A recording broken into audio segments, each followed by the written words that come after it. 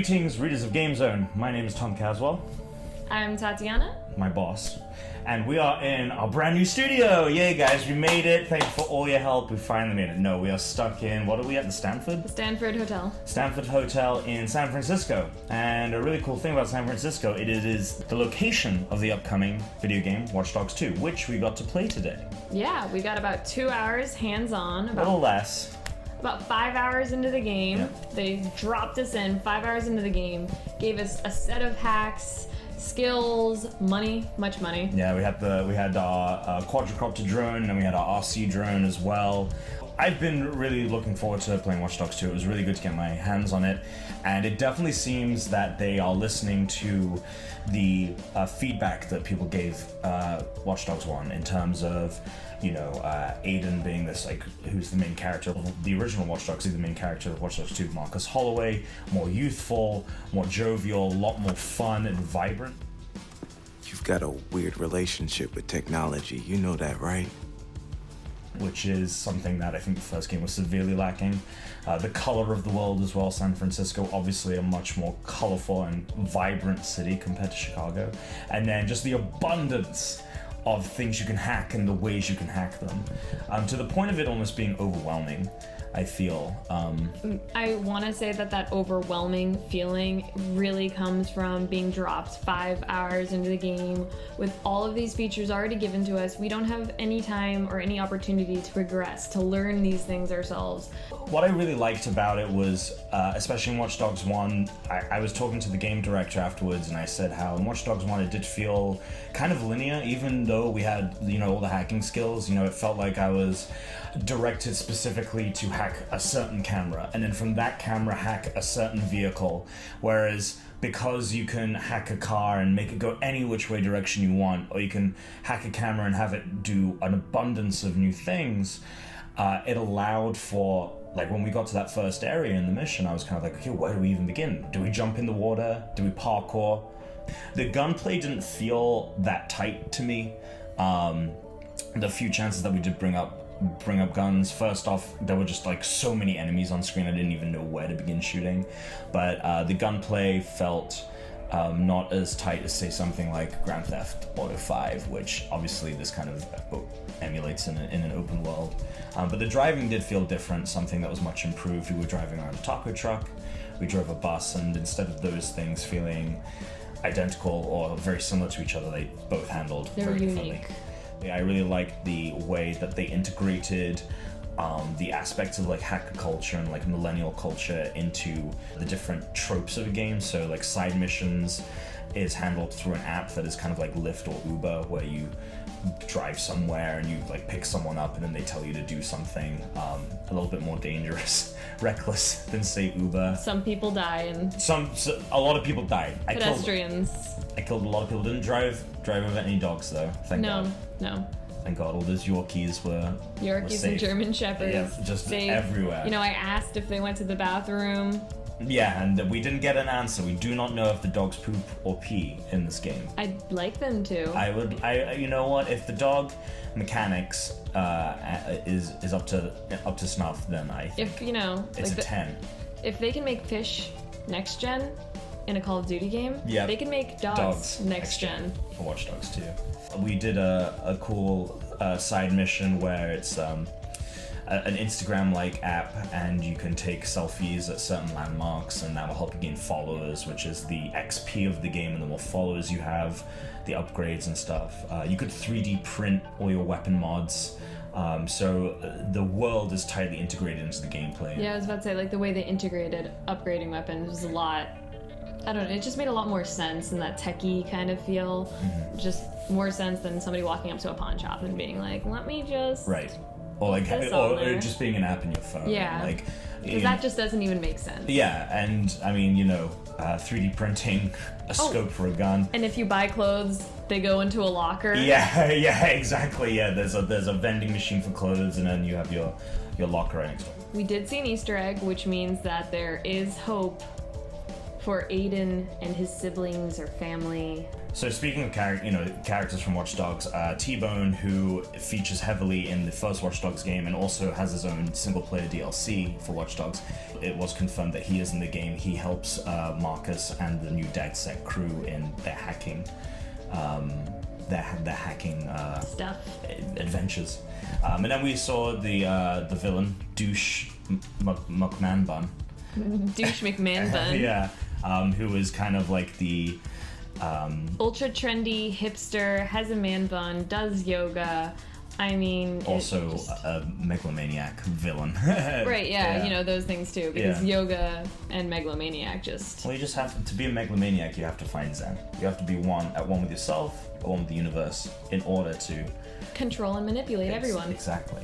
I mean, his name really was Dushan, I think. It was right? Dushan. Dushan. And so they are, I am worried. We talked to the game director a little bit. He let us in on a little bit of insight, but I am worried about the story being a little too much of a parody of hacker culture and memes. There's memes everywhere. We saw a Doge meme. Oh god, the memes. They Yeah. were just everywhere and they were all slogany and that's not bad. It definitely means that somebody that works at Ubisoft is definitely in internet culture, and which is good. You want if a game is going to be tech based, you want it to be made by somebody who knows the internet. Exactly. But And we talked, and I did love the attention to detail. Right after we got out of the demo, we talked to this guy, and his sole job was to design all of the graffiti in the game and research real life graffiti that's in San Francisco and implement it into the game. And that's all he did. That was all he did on the game. just like the dog guy. There was apparently one guy who just programs and designs all the dogs. So the attention to detail was awesome. The first Watch Dogs, as dreary and drab as it is, it did try to make you care about Aiden and his plight, and I'm worried that Watch Dogs 2 may fall into the category of all style and very little substance with its characters. We didn't get enough of the story to really say one way or another. Right, exactly. But I think I made the reference while we were playing the game. It's like Batman v Superman and then Justice League. All we've seen is Justice League trailers, and they seem so lighthearted and humorous. And it's kind of like we don't know what to expect yet, Right. but it feels like they're trying to change general tone. Yeah. And I don't think that anybody said anything to make me at least believe, I don't know about you, make me believe that there was going to be a darker aspect to it, because when we brought it up, it was definitely like, it's a lighter tone, but still dealing with very serious issues and things like that. Yeah, I mean, I think that a game, to bring it back to Grand Theft Auto, I think that is a game that strikes a really good tone between lighthearted and having a cat like Trevor, for example, in GTA 5. That character is so ludicrous and so funny, but when he finds out, spoiler alert, you played GTA 5, right? For anyone who's played GTA 5, what are you doing? But when Trevor finds out that, I forget the other main character's name, but his best friend who faked his own death. Michael, right? When he finds out Michael faked his own death, and he goes to that gravesite and he finds the body that they put in the ground that wasn't Michael. Those are some really heartfelt moments, and that game has a lot of heart and yet has that humor. And I really want Watch Dogs 2 to kind of match that, and us to really care about Marcus for a personal reason, rather than it just being like he's going to save the day, he's going to stop these big corporations from stealing everyone's and selling everyone's data. Although, I guess, with us being about 5 hours into the game, we should have seen a little bit of depth, right? I like the relationships. We mainly got to him. We pretty much only saw him interact with Wrench, who is the guy with the face mask that changes colors and shapes. It's cool design. I liked their chemistry that they had. I like Wrench as a character. He's not as annoying as I thought he would be, or the trailers kind of make him out to be. He's got his quirks, obviously, but there's something more to him, I think. So I think that the game is going to rely on the strengths of the bonds between the characters. And if the Wrench-Marcus bond that we've seen, the little snippet that we've seen, is anything to go off of, I think that there's a lot of potential, but I'm just worried it may fall too heavy into the jokes. I have faith that there's got to be some darker element to it. Mm-hmm. Otherwise, it's just going to be kind of like forgettable, and I don't want that. Also, just my final point, there was this point at which we had to hack into a home that was run by this operating system called Home. That was the mission we got to play.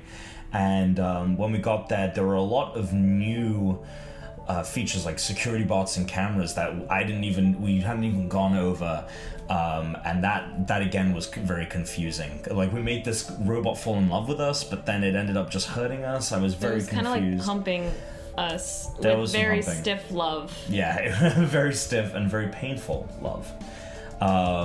So, and I looked at the icons on the screen, and I really, telling me exactly what the hacks were and stuff, and I was a little bewildered.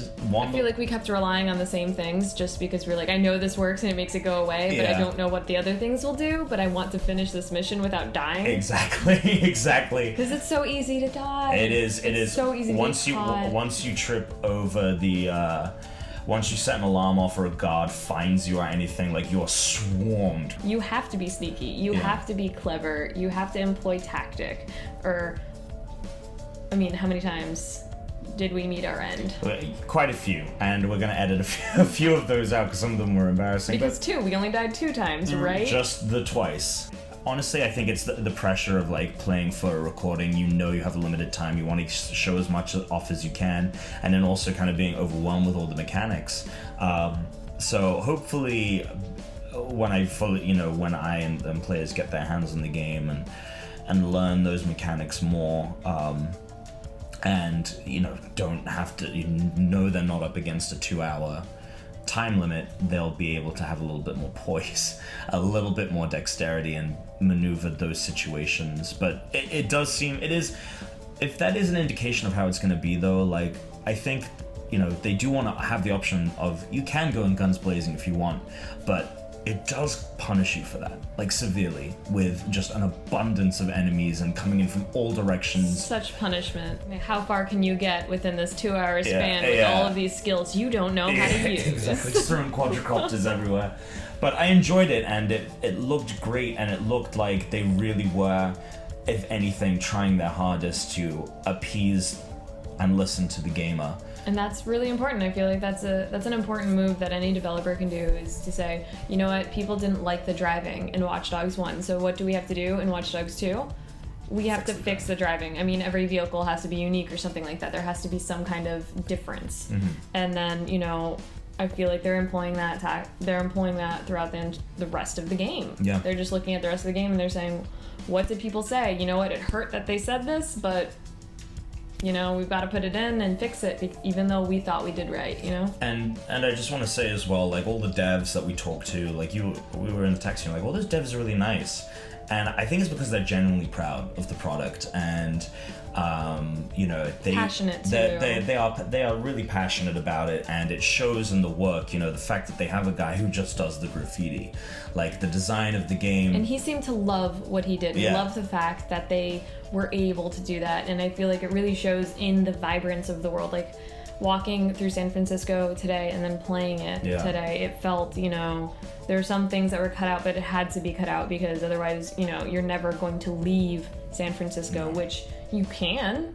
You can go to South San Fran, you can go across Oakland. You can go to Oakland, you can go across the Golden Silicon Gate Valley. To Marina or something. Marina and Silicon Valley. Yeah, so the attention to detail is great. We couldn't show the overworld map in the gameplay, but there was very little that was cut out. It was a little condensed, but like we said, very true to the San Francisco. They're doing feel. Everything that they can to bring a lot of life to this game and a lot of detail and a lot of what everybody asked for. And I have really, I have high hopes that at least this will be the Watch Dogs game that people wanted maybe when they saw the first one. Exactly. This is going to be that game. Fingers crossed. Well, we don't have to wait long. It comes out November 15th of this year.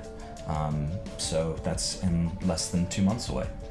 And it's perfectly timed for Black Friday.